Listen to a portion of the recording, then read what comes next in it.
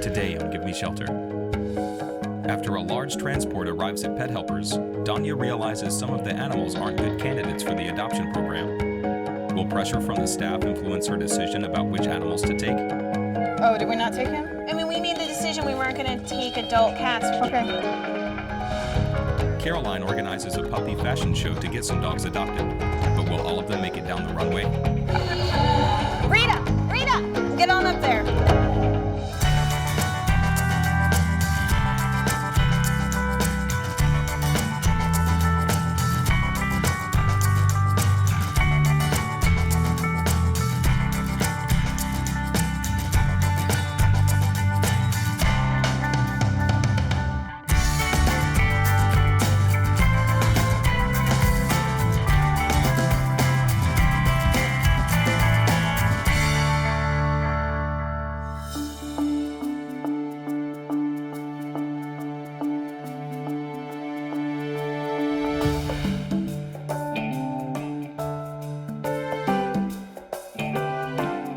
Another shelter is filled to capacity with dogs and cats. Today they have sent some of the animals to Pet Helpers in the hope of saving them from being euthanized. How many are there? 8. There's 8. So we were under the impression that we were going to be getting a handful of dogs and about 20 kittens. Well, that's not exactly what's on the van. There's very few that are kittens. There's actually mostly adults. So it's a little different than what we had talked about or what I was under the impression. So those I would keep.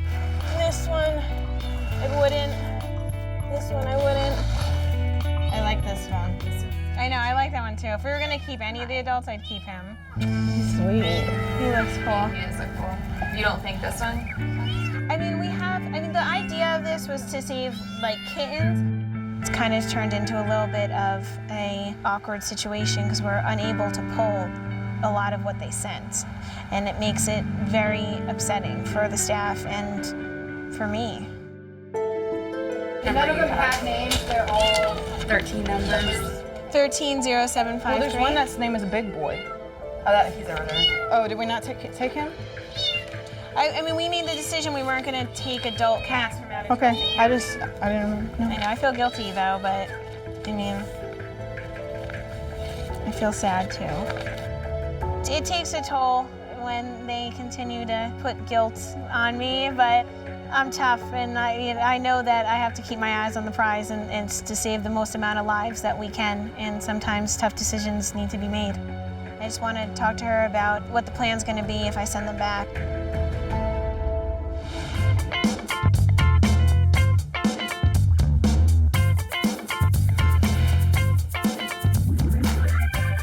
Today is the She Charleston Convention, which is a 3-day women's convention. We are putting on the Puppy Wears Prada fashion show. We'll have a bunch of adoptable dogs who are adorned in bow ties that are made by Crew La La. And we've really got a great variety of dogs here, and a lot of them are the ones that Danya has just pulled. So I'm really excited to see if we can get them adopted out before they have time to get accustomed to shelter life. Are you guys adopt these out already? No. Nobody's available for adoption until after. She's interested about Indy. Great! So come talk to me after the show. We're already getting inquiries about certain dogs. One lady is very excited to adopt Indy, which would be great because we just got her. We're not going to do adoptions before the show. We want to give everybody a fair chance, and it's something I can't handle on my own while also trying to get everything ready for the show. She just peed on the carpet. Oh no. Yeah, let's head them back there so that at least if they're peeing, it's all in one area. All of a sudden, some of the dogs start peeing, which seems to happen a lot with me.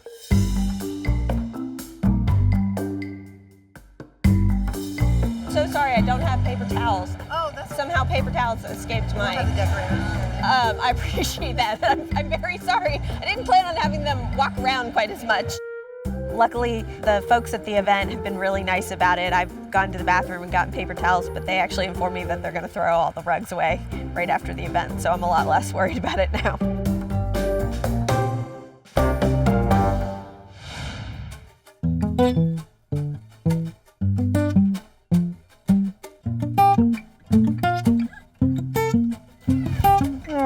she's so scared. I came in originally with the intention of sending back all the adults, that we weren't going to pull any. But taking a look at them, I think that the little Siamese is unique looking, and I know we don't have any that are up for adoption right now here, so I think that we should give her a chance, and we should be able to place her. Where's the test results? Is it on something else? We are looking for the testing that cats need to have, and we're not seeing it anywhere in the paperwork. So, but where could we get those results faxed over to us, or? Yeah, we can do that. I just think it's kind of weird that it's always been included on there before, and I don't know quite why it wasn't this time. So the adult cats I'm gonna send back because, you know, we have a waiting list of like over 100 adult cats, so, you know. Oh, that's fine. We could not find healthy ones that's full. The kittens were actually sick. She knew better than to send them, so she started to pick out healthy adult cats and put them on the transport, and didn't communicate that to me.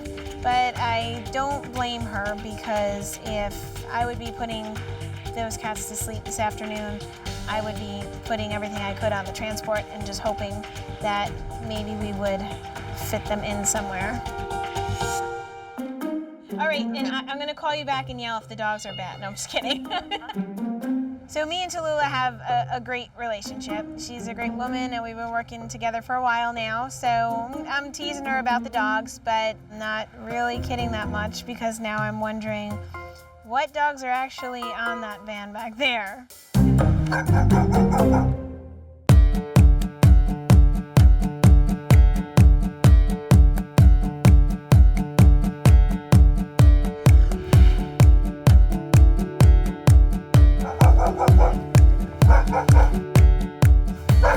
Oh my gosh. Why, that one's coughing. I know, he's already, I see the discharge from his nose. First two puppies that I see have upper respiratory infections, which spread like wildfire in the kennels, so we can't take any chances with any kind of sickness coming in. I did confirm that they are not going to be put to sleep. They're going to be treating them in their isolation ward, and as soon as they're better, we will have no problem transferring them and intaking them. As Danya and Nicole unload the rest of the dogs, they all appear to be in good shape. However, one dog named Habersham may not fit the bill. Habersham? Oh, you're so scared. I'm not 100% sure yet about what we're going to do with him. He is very fearful and timid, and that kind of behavior can either go one of two ways. Either it turns into aggression, or it is quickly worked through. So before any decision is made with Habersham, we will be doing an assessment with another dog to make sure that, first and foremost, that he's good with other dogs. He's sweet. Unfortunately, we didn't have space, so a bunch of people from the city of Habersham donated all this money to keep him at our facility and to get him to a trainer. Yeah. And for us to be able to have time to socialize him, and he's awesome. All right, well now how do I say no to that? After hearing his story about the community coming together to get him and take care of him and get him into the shelter, there's no chance that we could turn him back now.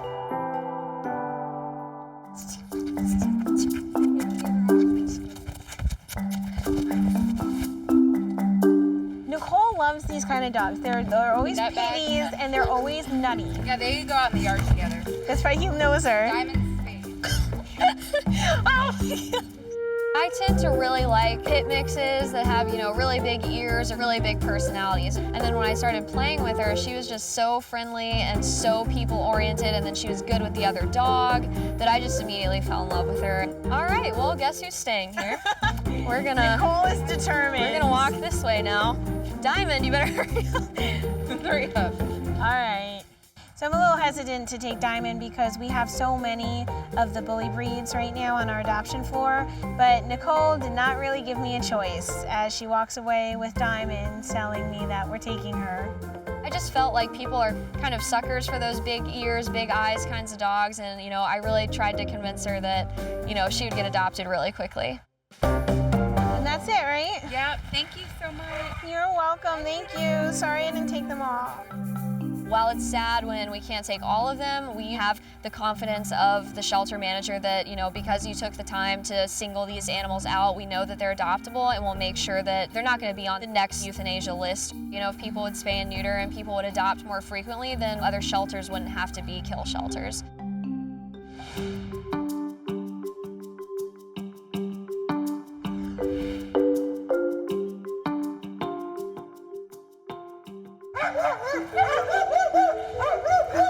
Paul was the one dog that I thought that might bark and be a little overstimulated. He's in foster care, and I really wanted to try and give some of the animals that are in foster care a chance to be showcased because people aren't seeing them when they come to the shelter every day. So I'd really hoped that that wouldn't be the case. I'm just hoping that we get this under control before the show starts. You want to walk him down to the end, kind of get him calmed down?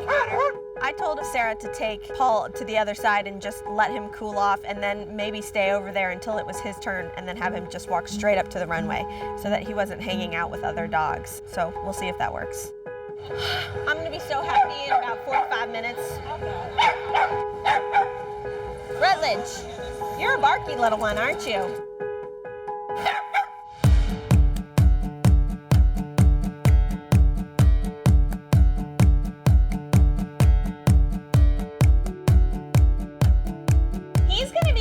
Harder selling point, don't you think? Because Not with that his weird looks. Look. I don't. No?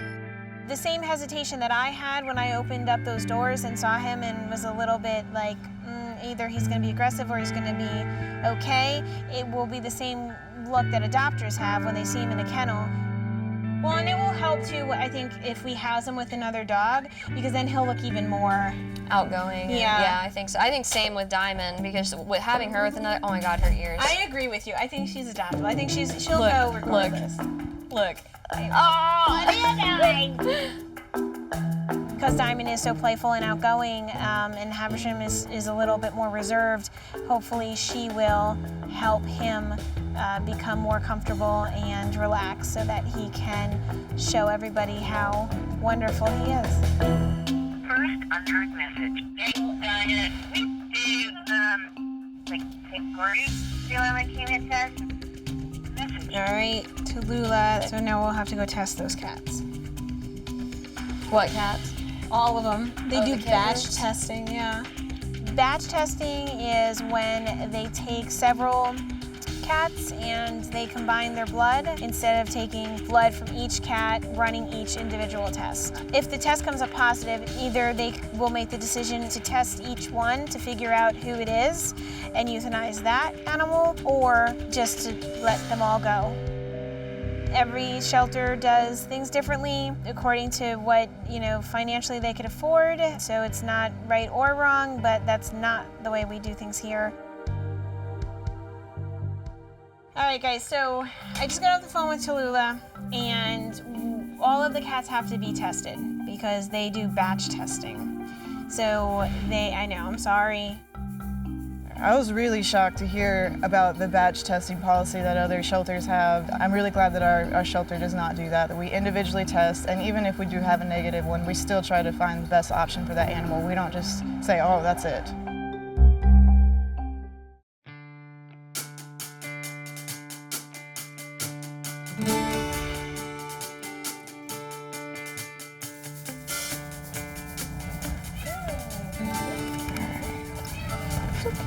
Right now, me and Brittany are testing all of the cats to be sure that they don't have feline leukemia or feline AIDS. It's hard to draw blood from any animal while it's completely awake. You have to have someone restrain them. Some cats are easier than others, because a cat can totally turn around, bite you, scratch you up pretty bad. All right, you ready? Yeah, go. Good job, baby. Ow, ow, ow. Oh, wow, okay. I'm here to help save animals' lives and to get them all homes, get them adopted. So definitely take a few scratches, a couple bites. I mean, it happens quite often. You just get kind of used to it. Okay. It's okay.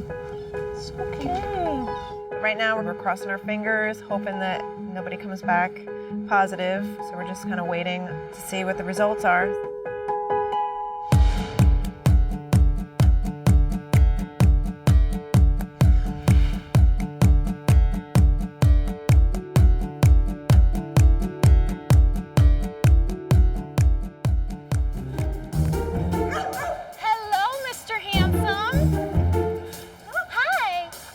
You can choose. Which one do you want? I thought I'd bring some extra toys along. Dogs tend to get anxious if they don't have anything to do. You know, he really is a great dog, and sometimes they're barking and jumping up. It's hard for other people to see, you know, the side of them that we see every day. Delina, yes. I'm gonna give you, because I'm gonna be taking pictures. Okay. I'm gonna give you this. I've told them the order. Okay. Can you like be the person that's like, and go, and go. Rita, all right, get on up there. There must have been some miscommunication because Rachel is on stage and I realized she's already started and is ready for the first dog to come out, and none of us really realized that. It's Paul's turn, so, you know, whatever happens, happens. I'm hoping that he'll calm down. He's really a very sweet boy, and I want to portray him in a positive light so that somebody might consider adopting him.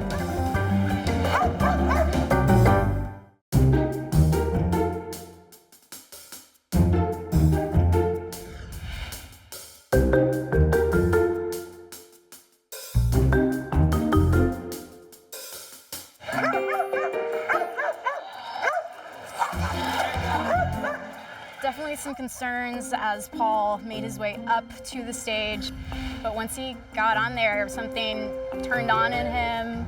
His inner star came out, and he did really well and showed everyone what a wonderful, loving guy he is. That's the point of these offsite adoption events, is to take dogs who don't present well in the shelter and take them to venues where they can shine. He's a beautiful black purebred standard poodle. He's very smart and can sit. He's a really sweet guy. He's got a goofy personality. Unfortunately, he has skin conditions, so I was really hoping that an event like this might appeal to someone who could afford to pay for the medications that he needs to be on. Darius and Carol are 2-month-old hound puppies. They were found on Folly Beach with their mother and their 6 siblings, so it'd be great to get them into a forever home. Miss Pearl came to Pet Helpers from a high-kill facility and is happy to be safe in Pet Helpers, no-kill shelter. Introducing Indy, that was transferred to Pet Helpers from a high-kill shelter.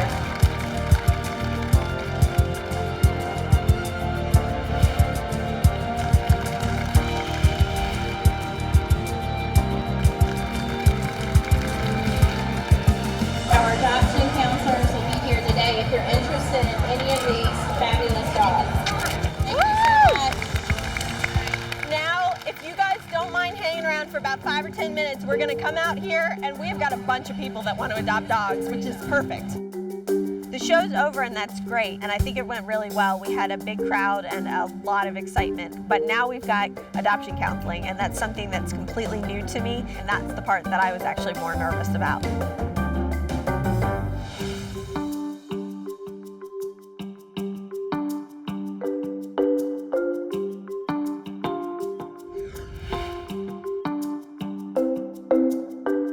While dog staff continues the intake process on the new transport, cat staff is running tests for feline leukemia and feline AIDS.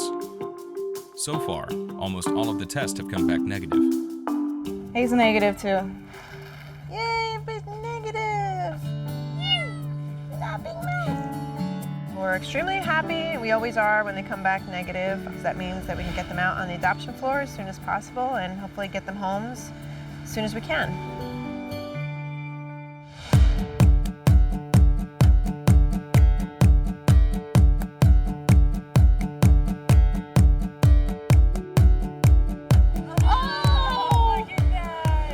She chose you. I think so too. There's a lot of interest in these animals. We had a bunch of people come up and ask us questions and want to meet the animals, which is great. I just hope some of them turn into adoptions. She's really great, still learning how to walk on a leash. So really just need someone to come in and give her a second chance. Well, you guys sound fantastic. and I'm so excited that Darius is getting a great home. A woman approached me about Darius. She was interested in him, and it was a really sad story. They had had a dog for years and years that passed away 2 years ago. It had been really tough for her. She was watching this show, and something happened, and she felt that connection with Darius, and she was ready to get a new dog. It's awesome to get reminded the power that an animal can have, providing comfort and love to humans, and how important they are as part of our family. Bye, Darius. We liked having you. I'm glad you weren't here too long. Darius was my first adoption, and it was a great story to have. You know, I've heard people talk about what a high they get when they do an adoption, and I totally get it, because I was feeling on top of the world. This was a great event. It went really well, generated some awareness about our organization, and we helped find some homes for some great dogs. It was a win-win all around. I think that we have yet again proven that we can have a huge impact in not only our immediate community, but also in surrounding communities. It's always a good feeling to end the day knowing that the animals behind those cage doors would have been gone if we hadn't taken them today.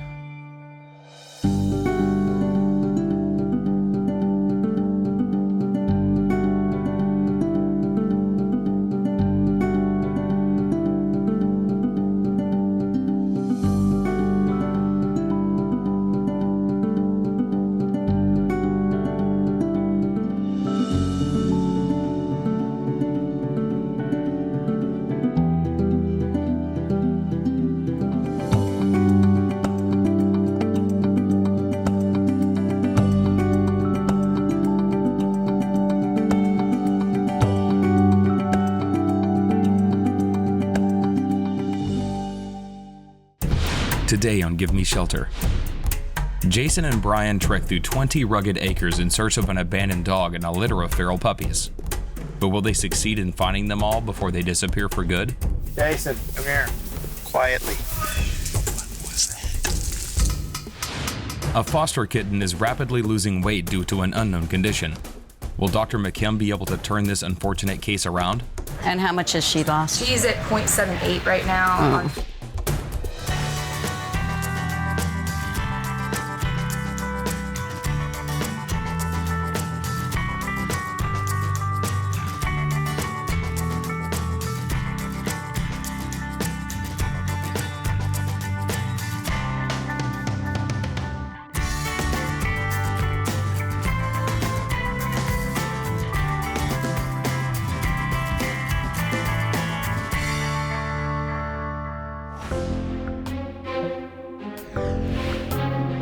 Jason and Brian are heading to a local neighborhood called Soul Agree in search of a litter of feral puppies and an abandoned dog. Over the last few decades, this rural area has become a haven for stray and feral dogs. So came down to Soul Agree picking up pups last week and found this pit. I'm down here so much, so I'm pretty sure when I know a new dog's on the block. We want to see if we can get a hold of her and get her off of Soul Agree. It's not a place for her to be if she doesn't belong to anybody, and hopefully we can get her in the shelter and, and get her a good home. A feral dog has just been spotted, and from the looks of it, she appears to have just given birth. The priority now is to follow her trail to see if that will lead Jason and Brian to her puppies. So hard to see. I mean, half that's just like slush, marsh, terrible walking through, but I think they got a dry spot. Remember, Brian, one time there was a batch of puppies like right on the side of the road here, and they were, I don't know, 2 weeks old, 3 weeks old. We've been working with these dogs for quite some time, several years now, and there's 8 adults that live out here. There's 3 females that have puppies out here regularly, so we're coming out here again today to see if one of the mothers has had puppies and hopefully get the puppies up and out of the woods before they get too big and increase the population out here. We go walk down that ditch.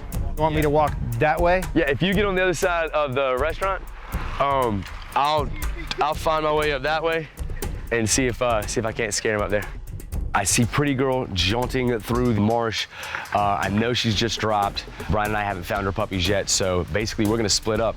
I'm gonna backtrack from where she came, and Brian's gonna go down and follow her and see if he can't figure out where these kids are. I know they're out here. Pretty Girl's puppies are always the hardest to find because once she spots us, she's usually gone. She doesn't come back. There could always be snakes and gators and all kinds of wildlife out here, but hopefully I can get to the puppies before they do, so that's really why I'm just gonna go for it.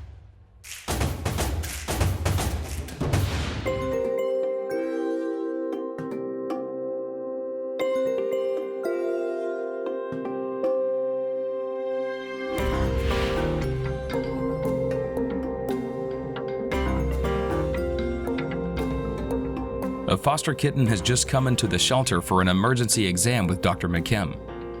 It is unclear as to why this kitten has been losing weight and energy over the last several days. So Gumbo is a approximately 6 to 7 week old kitten that came into our care about a little less than 2 weeks ago. Gumbo went into a foster home for the next week. The foster owner reported that Gumbo was starting to decline, eating as much, wasn't as active. Yeah, she said she might nibble like a tiny little bite off of wet food. She's been offering her the GI dry food, and she'll eat that, but she eats like 3 little pieces, and that's it. Gumbo has now lost a significant amount of weight, was refusing all food, and is getting quite weak. And how much has she lost? She's at 0.78 right now. We are concerned about underlying issues like a congenital malformation of the liver, which is fairly common in little kittens. They will initially do okay, and then as they grow, their liver can't keep up with their growth and they start to fade. Oh, you are a skinny, scrawny little thing. Oh. There's also a concern of an infectious disease called FIP, which is much more common in kittens, and when it first emerges, it can be very insidious, very difficult to diagnose, but typically weight loss and GI issues are the first tip-off that might be happening. Oh, baby. I know. This is a bummer.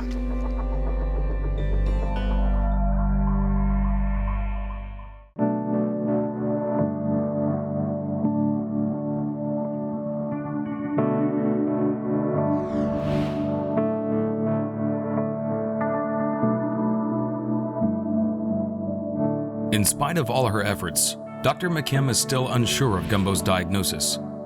If Gumbo continues to lose weight and energy, she may not last another week. We're gonna give him a little food and try to jumpstart him.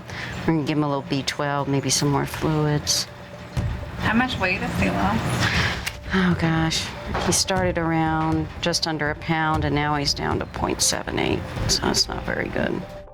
It's a very bad prognostic sign. I mean, kittens should be gaining weight every day, so when they're losing, you know you got something fairly serious going on. It's okay, bud. Yeah. We're good? Mm-hmm. That wasn't much. You haven't had anything in a while, so that's a starter. Mm-hmm. Starter meal. I've seen these little kittens start to fade and then with supportive care come back in 24 to 48 hours and thrive from that point on.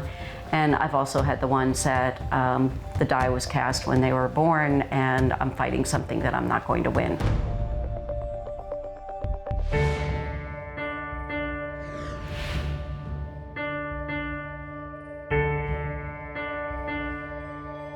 Jason and Brian are on the search for an abandoned dog and a litter of feral puppies. At the moment, finding the puppies has taken priority over the stray dogs since their potential mother was just spotted walking into the woods. Hopefully her trail will lead them to her puppies. Unfortunately, there's about 20 acres of property around here.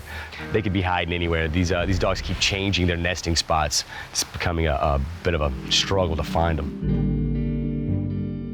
Ideally, if we can find them when they're 2-3 weeks old that are not walking yet, so it's easy for us just to find their den and scoop them up. Once they get a little older and they're running around, it's hard for us to catch them because they can run away.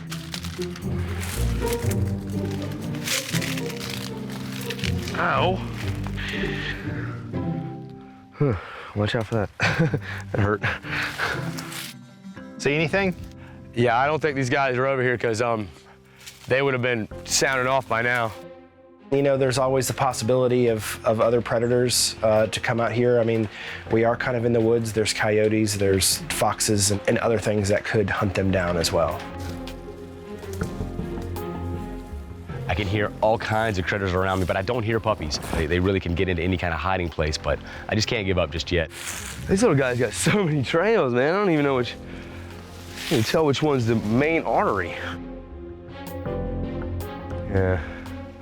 They're good about hiding, man. I gotta find another spots. There's another good trail on the other side of Soul Agree. Yeah, man, I mean, we would have heard them, dude. I know they've been here because we were here Monday. Right. And remember the food was full? Right. We came on Tuesday, food was empty. What is it now? Today, there's a little bit of food in there, so they've been fed again, and they're eating it. So that means they've been here every day. The locals put out food for them, so that does give me a good sign that the dogs and the puppies are eating and they're still in this vicinity and they haven't left. Not having any luck where we're looking right now, so we're gonna go over to the other side of the road, see if we can find any dens or nests or anything over there. It's really dense woods, so it's kind of hard to navigate through, so hopefully we'll find something. I'm kind of running out of time, running out of light, running out of patience, but I'm not gonna stop. They're around here somewhere. I'm gonna find them. I'm gonna find them. I just don't see a clear, heavy traveled path.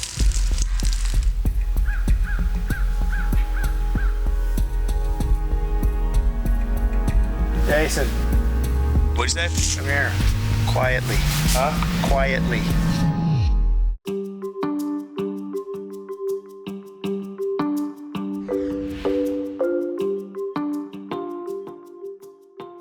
Jason. What'd you say? Come here. Quietly. Huh? Quietly. Listen. Somebody's walking around right there. I hear a sound in the woods. Could be one of the mom dogs. It could be the pit that we've been looking for. Could be the puppies. The woods are so thick, it's hard to see anything out here. Looking right there.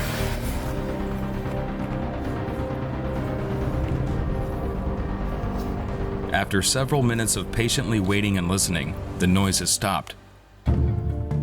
There's not much further we can go in the direction we're going, so we're gonna backtrack the way we came and see if we see anything on the way back, and then head our way back towards the main area.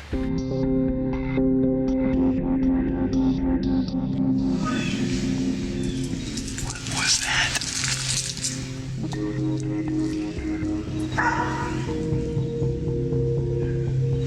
This guy's next to us. Futile expedition, out here all day, can't find anything. I mean, I hate to say it, but I think I'm done. It's time to go. Suddenly, just as they are about to give up, There she is. Come here. Vicious Soul Agree dogs. Come here. All of a sudden, the pit we're looking for just comes running out. I guess she was waiting for us to come back. I don't know, but she's here, thank God. It doesn't seem like she's feral. She seems like she was probably someone's dog. Whether they abandoned her out here or she ran away or what her story is, you know, it's anybody's guess. Kisses? Kisses? You give kisses? Where do you want to go? You know where the puppies are? Do you know there are some puppies? Really?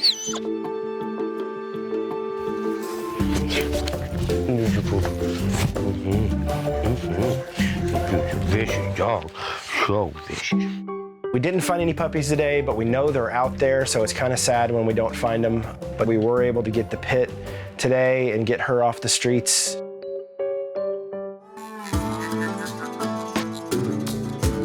although the dog appears to be friendly and healthy, Jason and Brian will still need to do a full intake back at the shelter.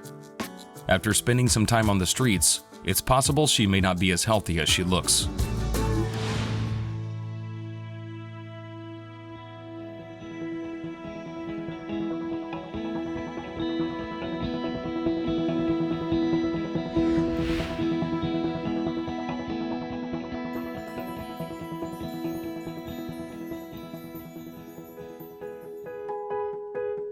All right, come on. Nameless dog, Jane Doe. Ooh, Doe. That's what we'll call her, Doe. Jane Doe. and she's running like a deer. Doe. Dude, why can't they all just run up to us when we're looking for them? Yeah. You know? Because Pet Helpers is limited admission, Jason and Brian are taking a risk bringing her in without informing the shelter. If no kennels are available, they will need to come up with a plan B. No microchip has been found on Doe, but she still needs to undergo a full intake and be spayed before she can be adopted. I'm gonna get some vaccines and we'll go from there, okay? Okay. Because you know our biggest issue is possible heartworms. And we can only hope that's not happening. If she comes up positive with heartworms, it can be complicated. We'll have to treat her. So hopefully she's not heartworm positive. It'd just be another obstacle to hurdle.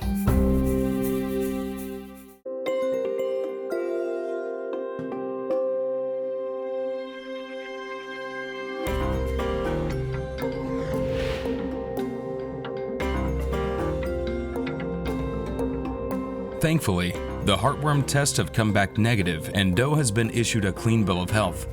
However, the shelter is filled to capacity, so Doe will need to be placed into a foster home. Any ideas on a good foster right now, man, especially one this size? I think we should call Fritch. Oh, Fritch and Tex? Yep. Oh, man. Dude, you know Tex is gonna love this dog.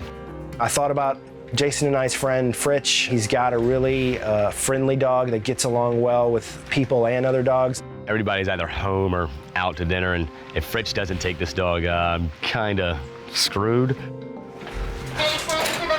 Nope. Nope.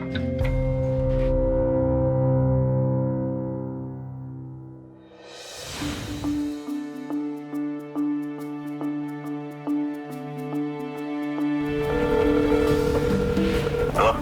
Hey, Fritch. It's Brian. You know how we were talking the other day, you were talking about maybe wanting to foster a dog? Well, Jason and I just snagged this pitbull mix off of Soul Agree today, if you're interested. Are the dogs gonna get along okay? Yeah, what we want to do is if you can bring Texas up here to Pet Helpers, we'll let them meet and we'll see how they get along, and you can take a look at her and we'll go over everything with you. Like 10, 15 minutes, I'll be up there. All right. Appreciate it. Bye. Awesome. You're gonna love Texas. You know, he's a little apprehensive. Hopefully once he meets her and Texas meets her, he'll decide he wants to do it, but he's kind of our first and only hope.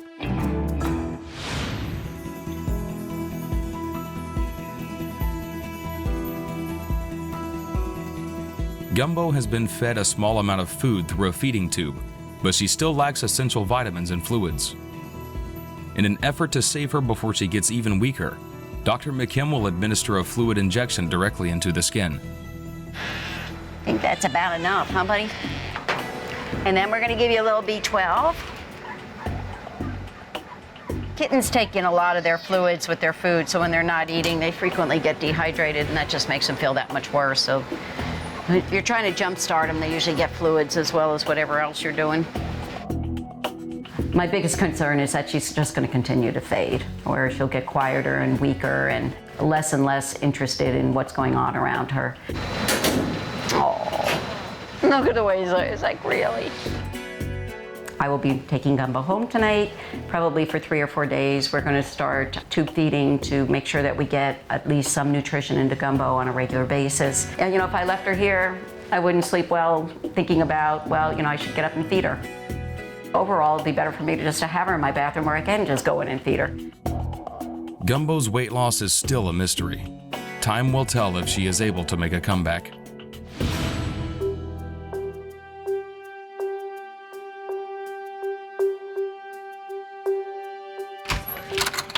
All right, man, Eric is here. So my master plan is this one's friendly. We saw her run around with other dogs. Yeah. We know Texas is friendly. I'm thinking we'll do a drop leash technique. Okay. Obviously, if something happens, you and I worry about this one. Eric's gonna grab Tex, okay? I know they both get along with dogs, but you never know if they get along with each other. I'm nervous because I love Texas. I don't want anything to happen to him, but I got high hopes, so we'll see. Be good, girl. You want to get adopted, don't you? Don't act a fool. Going in, man. So basically what we want to do is we want to do a drop leash technique. So go ahead and drop your leash, grab your dog if he goes crazy, drop your leash.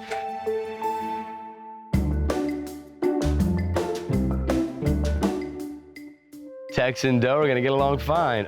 If Fritch is into her, that's really the question. He seems like he likes her, but it's his final decision.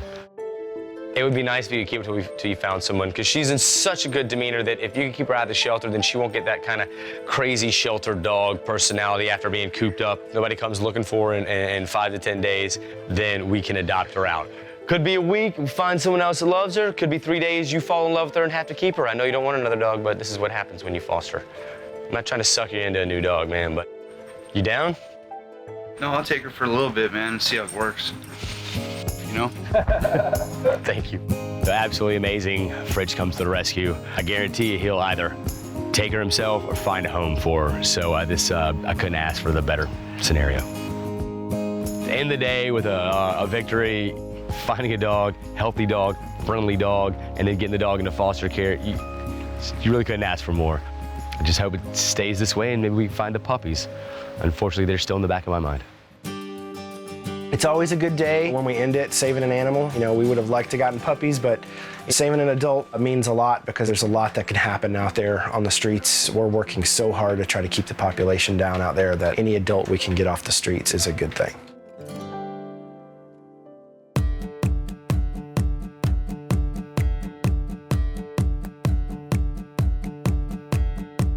Today, Gumbo's new foster family is bringing her into the clinic for a follow-up. We're here. After spending 10 days at Dr. McKim's house, Gumbo's weight slowly began to increase. However, her diagnosis is still unclear. Hi. You got the Gumbo? I got Gumbo. Oh, cool. Why don't we bring her back here? Alrighty. Shut the door. Okay, so tell me how she's been doing at home. She's been doing great. She's eating and playing, and she's just a sweetheart. Oh, look at those little teeth are coming in. She looks nice and pink. I wasn't able to really pinpoint what was Gumbo's problem, and we did have some concerns about some serious congenital defects that don't get better with age, get worse. The fact that she has made this transformation, I can rule the majority of those out. So without blood testing, I can say that Gumbo probably is going to be a normal kitty. I mean, I think what's remarkable is she's doubled in size. I mean, when we set her home, she was that little kind of dried up leaf little thing. She's starting to gain weight normally, making up for some of the lost time. I expect within the next month or so that she will catch up with her litter mates. We're going to spay her next week, and Gumbo is going to be available for adoption.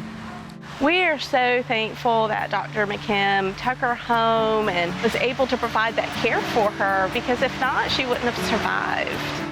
Well, thank you. You are welcome. Let's do it at any time. Just give us a call. You are the people that save the lives. You know, I mean, we can do the medical, but if they don't have TLC and a home to go to, they just don't thrive. I love to see the ones that I've had a personal touch with. Anytime they come into my household, they come into my heart a little bit deeper. So seeing somebody like Gumbo really makes my day. The foster family is very much in love with her. She has gotten the socialization that she needs to be adopted. So from this point forward, Gumbo's future is really good.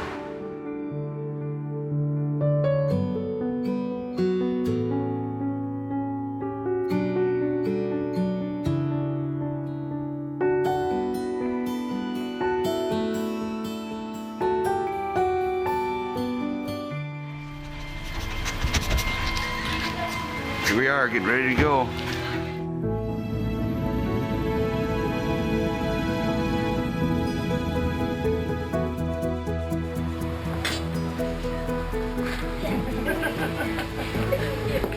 Hi.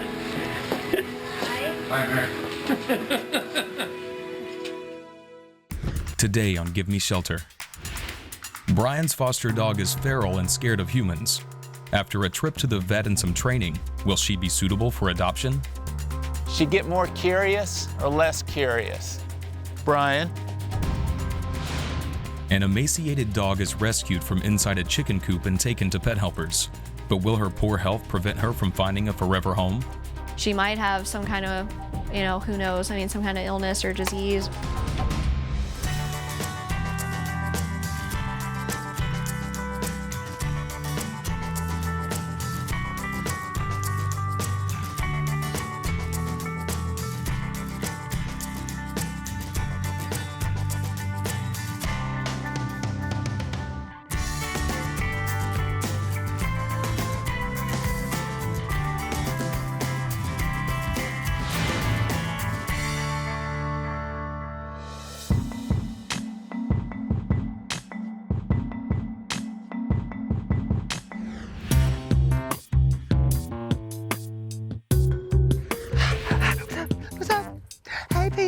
What's going on, man? Not much, man. Try and catch this heathen? If you hadn't realized, it has been a year since we caught her, man. That's kind of crazy. What, like Thanksgiving or something? It was the day after Thanksgiving last year. Melody is a feral dog from Solagri. There's been feral dogs out there for many, many years, probably over 20 years. Jason and I have been working out there with the dogs for the last 4 years. We've rescued probably over 300 dogs in that amount of time. Last summer, we had rescued 17 puppies all at one time. We found out shortly after we got the 17 puppies that there were 3 puppies that we did not get. We went out, grabbed one of them, couldn't find the last 2.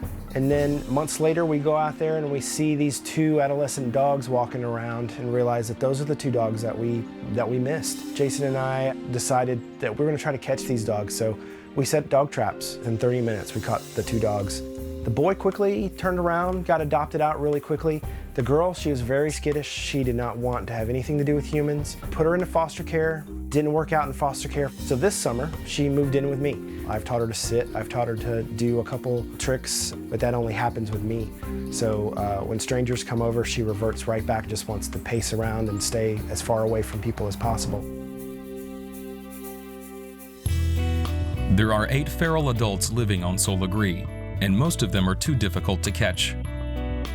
While residents and volunteers leave food for the dogs and let them roam freely, Jason and Brian are building sheds in a fenced-in area. This will allow them to finally trap, spay, or neuter the remaining dogs and prevent more litters from being born, while also securing a safe place for the adult dogs to live. Got a trainer actually coming over this afternoon to work with her a little bit and give me some pointers. Who's coming? Van. You know that Oh, does yeah, other stuff? yeah. Awesome, man. He's a good guy. Yeah, so. Good guy. If we can get some training into Melody, then it could be a really big deal. It would make her highly adoptable, and it would also prove to us that there's more hope for adult ferals, because sometimes they snap out of it and sometimes they never do. We'll get her in her crate and we'll get her on. You brought the van? Yeah, I got the van. All unless right. you want to put her on the motorcycle, I don't think that's gonna work. Yeah. All right, I guess I'll step back so she actually follows you in. Melody is due for her annual exam at Pet Helpers, but transporting her to the shelter will be a challenge on its own. Your room. Good girl. Okay, I'm gonna keep this on here like a cover. I'll back out. It's okay, sunshine, don't worry. You think it's fairly easy just to take a dog into the shelter and get it shots. With Melody, it's not that easy. I cannot put her on a leash. I can't just walk her out in the car and put her in the car. When we first caught her and we did intake on her, it just really put her in kind of a panic mode. That's what I do not want to have happen today. She's just come so far and gained so much trust in me that I don't want to backtrack any.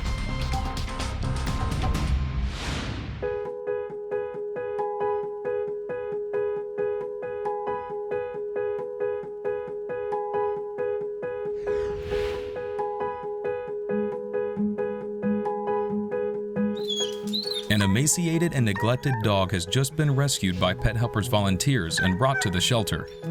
Beyond her weight, it is unclear if she has any other medical or behavioral issues. She's so pretty. I think that she's probably an Irish setter mix or something like that with the long red fur, because not many dogs have that. Grab a weight on her real quick. Okay. She was actually brought in by a couple who we know. The woman is a groomer and has groomed some of our dogs in the past. They were at a relative's house, and the relative pointed out these dogs that were being neglected down the road, and so they went to check it out. She was in a tiny little chicken coop, and so they pleaded with the owner to let them take her, and the owner said sure for $20. She looks like she's in pretty bad condition. You can count every rib, you can see her hip bones, you can count her vertebra. Really high possibility that at least in the next month, if not the next week, that she would have passed away. So how much did she weigh? 28.4. So she should probably weigh 40 pounds or more. There aren't that many good, decent people that can look at their own pet dog and watch them get that skinny and not do anything about it. So the fact that that was somebody's actual pet, it was definitely an abuse case, definitely a neglect case. They said, so what's this one's name? And they said, Buddy. And they were like, but this one's a female. Oh, Buddy's the male, that must be Wrinkles. And then they asked her, why did you name her Wrinkles? And they're like, well, look at her side, look at all of her wrinkles. And they're like, those are her ribs. Oh my gosh. How you could possibly think those were wrinkles and not ribs, I will never know. This dog was literally starving to death, and this is why you named her Wrinkles, because you have starved her. You could name her November. No. Lassie? Lass. Yeah, maybe something like Clover. That's it. Clover? It's Clover.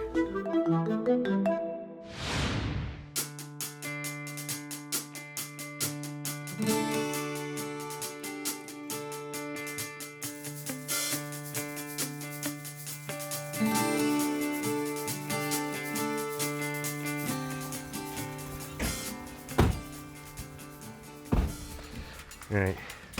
Hopefully she hadn't freaked out yet. Hey girl, look at, remember this place?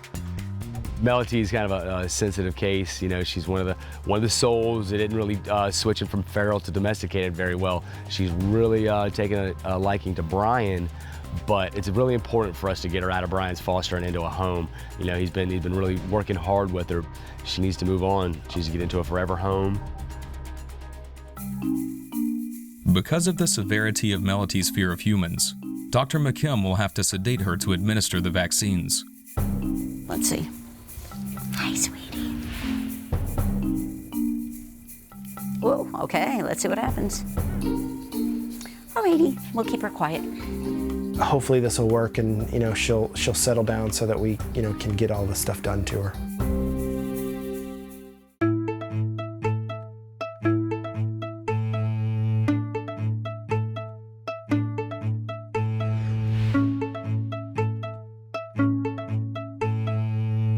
You've probably never seen this before, but if you want to look under her ears, she's got all this like grease and excess earwax that's like dripping into her fur. Yeah, I saw that. Yeah, so if any of the dark black, it looks like coffee grounds, comes back, we'll give her Revolution for ear mites. Oh, that's ear mites? If it comes back. It might have just been dirt that I cleaned out. It was really hard to tell without the vet's microscope and everything. Ear mites can be painful and require extensive treatment, which could deter someone from adopting Clover.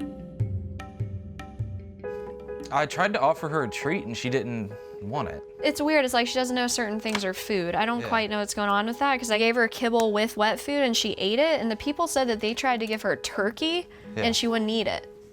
So the fact that she ate the kibble with the wet food, maybe she just doesn't know That's treat? Yeah, what other stuff is like. She might have some kind of, you know, who knows, I mean, some kind of illness or disease. She was kept outside, then chances, you know, there's a really high possibility she's gonna be heartworm positive. If Clover tests positive for heartworms, not only will she need medical treatment, her activity level will also need to be greatly restricted. Ready? Go. 1, 2, 3.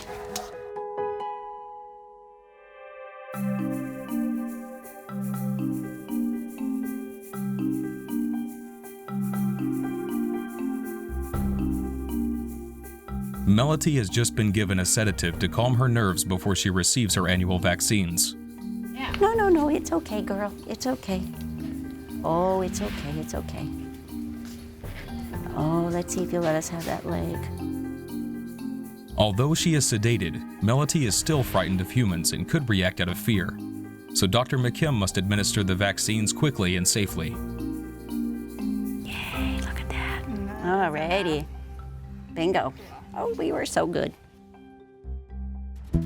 She did seem a little nervous, but she didn't panic at all. We were able to get all of her shots, and that was the thing that kind of worried me the most. Gonna get Melody back home, get her back settled in the house. I've got a dog trainer coming over later today to kind of help me kind of go to the next step with her and see what we can do to get her over her fear of strangers. If the training session works out with Melody, this could all be positive. Steps in the right direction.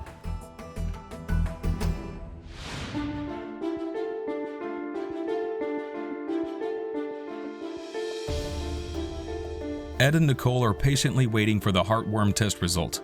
If it's positive, this could cause Clover's adoption chances to decrease tremendously. Definitely trying to keep my hopes up that she's going to be negative. It's a pretty high percentage that she's gonna have them, but you know, just keeping my fingers crossed. She's positive. She is? Yeah. But yeah, she's... Yes. Having heartworms will require Clover to be on a routine medical treatment, and her activity level will be extremely limited. Well, that sucks. I was really hoping that by some miracle she was negative. It's a lot for one animal to handle, and the fact that we just keep kind of stacking problems on top of each other. It not only makes it hard for her, but it's going to make her harder to really push onto an adopter where, you know, this is this great dog, but she has this wrong. Oh, and she has this wrong. Oh, and 2 more things. You know, it's just, at some point, adopters usually stop listening and move on to the next animal. Man, that sucks.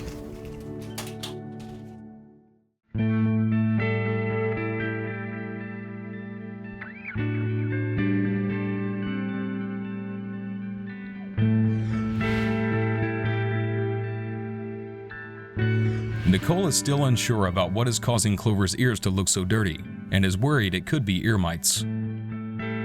She's having a lot of excess like grease and earwax coming out of her ears, like underneath her ears. It's like completely soaked. The couple who brought her in, they said that they flushed her ears. Did they? So, That might have been so there what it might was. be some residual stuff I know going they on said there. they gave her a bath, so I was wondering if maybe they used Yep. Okay, Yeah, they said they did an ear flush also. Suddenly, there's a commotion on the adoption floor, as a few of the cats have escaped from their rooms. I think she's supposed to be in room 2. Okay, yeah, you can put her back where she was. And then we'll just try not to let the kitties out. So it's the day after Thanksgiving, and we thought for sure it would be quiet. We figured people would be traveling with families, whatever, but for some reason, everyone in the world is here. And unfortunately, some of our visitors have let some cats out of the cat rooms. Is this like cat escape day? Come on, Bing Bing. Oh, Bing Bing, where do you think you're going? Where did she come out of? Was it 3? So I'm having to wrangle, the staff is having to wrangle cats, and my office happens to be in the cat area, so some of them end up in my office, and it's just another crazy day of pet helpers.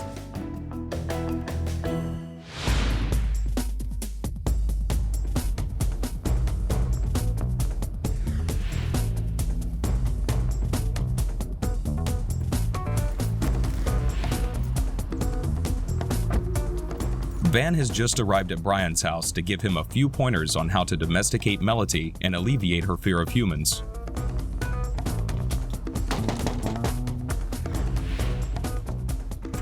Hey, how how's are it you? going? Brian, I'm Van. Hi, Brian Foster, come on in. I'm hoping that Van can help me out. I've been working with her for a long time, and while she has come a long way with me, she still acts the same way when strangers come over.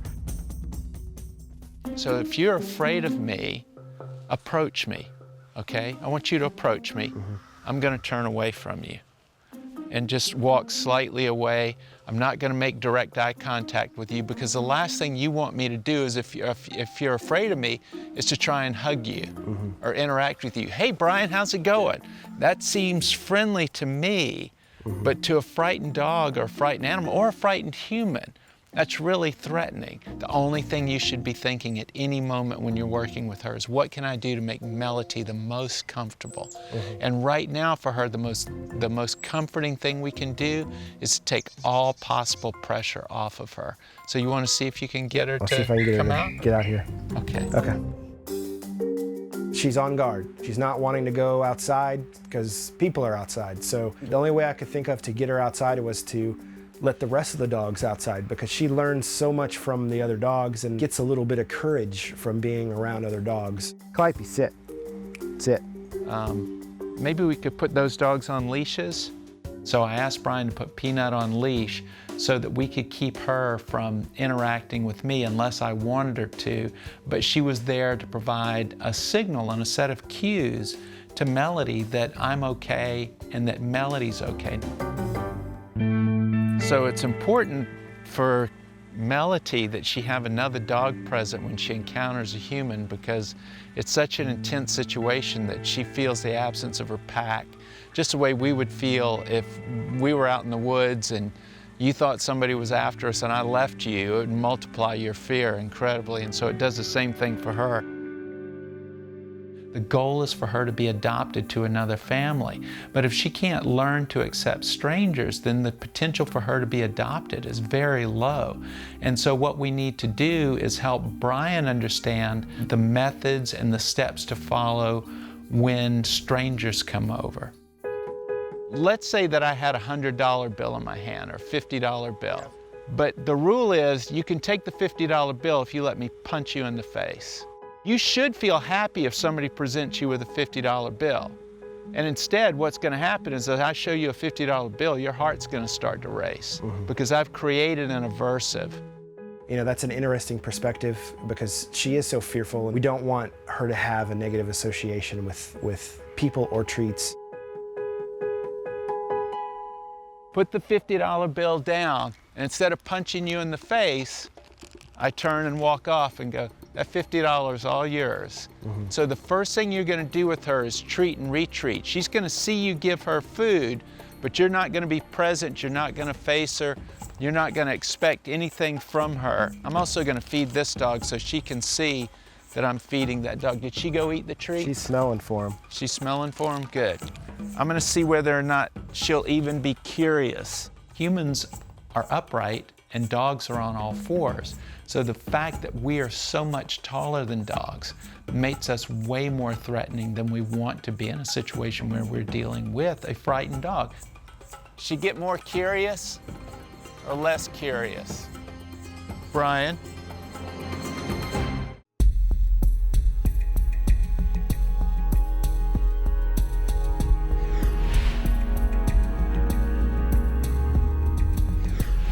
Van is testing a theory to see if it will reduce Melody's fear of humans by lying down, in the hope that she will no longer see him as a threat. She get more curious or less curious? Brian? She's getting more curious. More curious. This is the least threatening I can be. And then I'm just gonna get up from where I am right now, but I'm gonna leave some treats behind and leave this spot. And tell me if she goes to get the treats. Yep. Yep. And it's happening more and more quickly. Each time I left a treat, it took her subsequently less time to cross that boundary, so that the third time I left the treat, it took her a third as long to go get it as it did the first time I dropped it. If I'm moving to touch her, I'm not gonna look at her. I'm gonna do this. Come here, Peanut. I'm gonna continue to turn away. There we go. Now again, she was checking me out, and so I removed as much pressure as I could. It was really gratifying to know that in just a few minutes I could get Melody to relax, lying down, leaving treats, and I never made direct eye contact with her. I always used my peripheral vision. All right, let's call it a day for now and let her get back with her pack. I feel extremely confident that Brian's going to be able to take the information I've given him and transmit that information to his friends when they come over, so that she understands that humans are not a threat.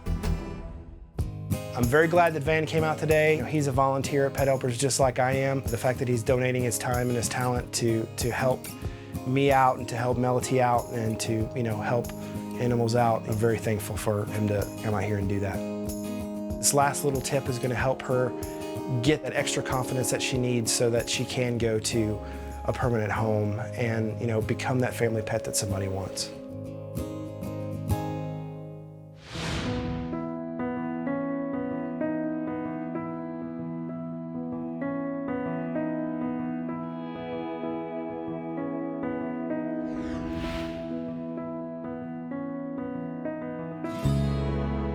Clover spent the past 3 years of her life caged inside a chicken coop, so Nicole has decided to foster her for a few days, where she can finally sleep in a warm bed and be nursed back to health. Come on. Good girl. Do you know how to get in a car? I really don't want her first experience outside of the chicken coop to be in a kennel. I just feel like she deserves a little more than having to spend her first night just, you know, locked up in a different place. I think it would just be really nice to get to know her, see what her ups and downs are gonna be, see how bad her anxiety might be, and really just give her a chance to kind of, you know, fit in somewhere and gain some weight. I've had a lot of really skinny fosters and I love to fatten them up, so.